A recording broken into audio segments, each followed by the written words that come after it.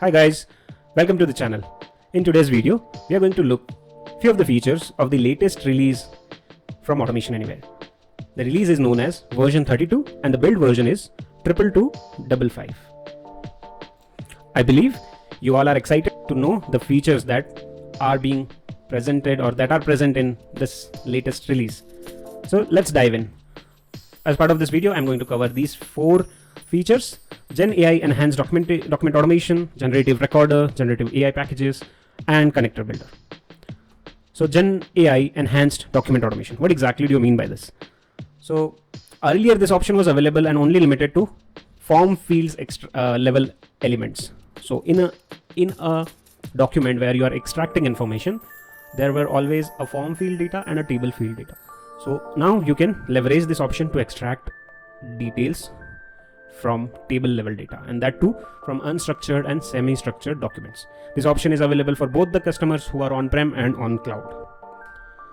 If you can see on my screen, this is the option. This image shows you the option of form field, but the same option is available when you hover over or when you navigate to table fields over here. Let me show you a quick demo by creating a learning instance. So I'm here in my control room. I'll click this option of create learning instance. Let me name it as test for now, and I'll leave the rest of the configuration as is. You can very well tweak it as per your need. When I say next and I go to form field, this is the default setup for my invoice type of document. Okay, invoice will have invoice number, PO number. So if I click here, you can see one option, search query for Gen AI model. So this is for form fields. Now let me go to table fields and let me click on any of the field, let's say description.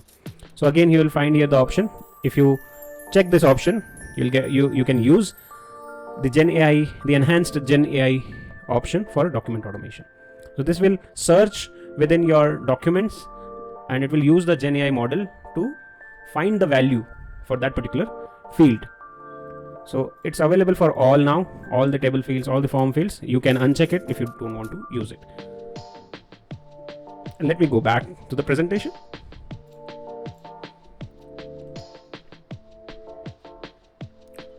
The next feature is generative recorder.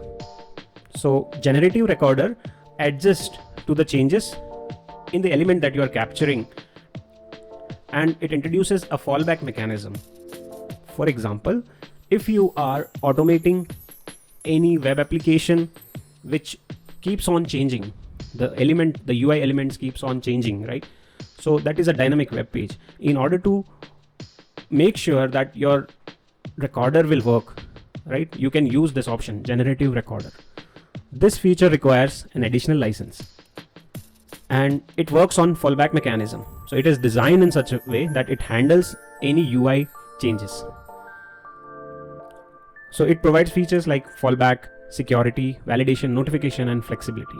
Flexibility, when I say flexibility, you can opt out the fallback option if you don't want to use. If you want to use it just like a normal recorder, then also that option is there. And you get the notification when the fallback mechanism is into place. It improves accuracy. It leverages Gen AI to get the latest UI element details. So these are the benefits listed here of generative recorder. It helps you to record your automations, review the recordings, get notification on the fallback when the fallback mechanism is in place. It improves the accuracy through Gen AI validation, and it helps you to get the UI element details. The another feature is Gen AI packages. So Gen AI packages were available in previous release also. The thing here is we got Google Gemini and OpenAI assistants. So we can easily, very seamlessly integrate these options in our automation workflows and leverage these options. So OpenAI's Run Assistant and Run Assistant function, and Google Vertex AI's multi-model Prompt AI and Prompt AI options. The last feature that we are going to discuss today is connector builder. So imagine previously, prior to this connector builder option, if you want to build any custom package of your own, you need to code that in Java and then use it. So apart from the pre-existing packages, if you want to develop some functionality of your own, you have to follow that route of building a custom package. Now you no longer need to be dependent on Java, because building a custom package, you need to have a knowledge and skill set in Java language, right? But this connector builder is a pre-configured and like drag and drop kind of a functionality, along with drag and drop a configurational functionality with using which you can build your custom package, what they call it as a connector. So this connector builder, there is a connector builder tool available which helps you to create a custom connector within few minutes. We will touch base upon this topic, a detailed video I'll create on this. This feature is also comes with an additional license and is currently only available for cloud customers on AWS. That's all for now. Thank you.